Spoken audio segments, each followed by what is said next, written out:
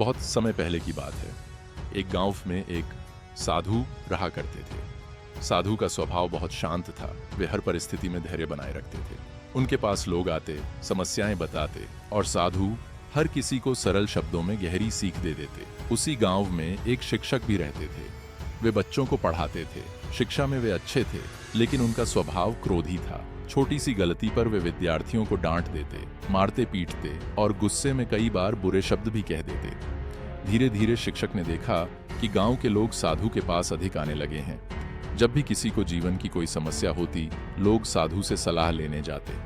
यह देखकर शिक्षक के मन में ईर्ष्या आ गई। उन्होंने सोचा, मैं शिक्षित हूं, मैं पढ़ा लिखा हूं, लेकिन लोग मेरी बात छोड़कर साधु की बात क्यों मानते हैं? आखिर उसमें ऐसा क्या है जो मुझ में नहीं?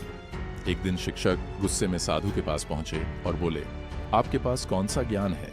आप कोई किताब नहीं पढ़ाते, कोई गणित नहीं सिखाते, कोई भाषा नहीं सिखाते, फिर भी लोग आपको क्यों मानते हैं? साधु हल्की मुस्कान के साथ बोले, गुरुजी, ज्ञान केवल किताबों से नहीं होता। असली ज्ञान है जीवन जीने की कला। जब मनुष्य अपने क्रोध, अपने अहंकार और अपने स्वार्थ पर नियंत्रण करना सीख जाता है, तभी उसका ज्ञान दूसरों को प्रेरित करता है। फिर साधु ने पास रखा एक पात्र उठाया। उन्होंने उसमें पानी भरना शुरू किया। पात्र भर गया, लेकिन साधु पानी डालते रहे। कुछ ही देर में पात्र छलकने लगा। साधु ने मुस्कुराकर कहा, देखो गुरुजी, यह पात्र आपके मन की तरह है। जब पात्र पहले से भरा हो तो उसमें और पानी नहीं आ सकता।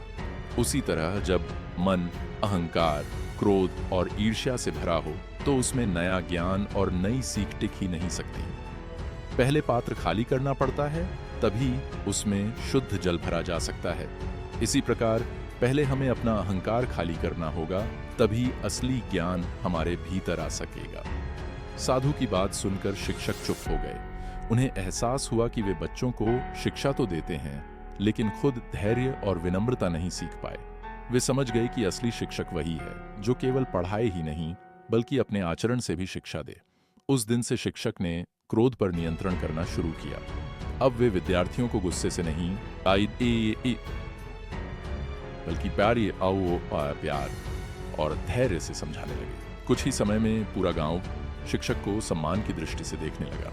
अब लोग कहते, हमारे शिक्षक केवल किताबों का ज्ञान ही नहीं देते, बल्कि जीवन जीने का तरीका भी सिखाते हैं।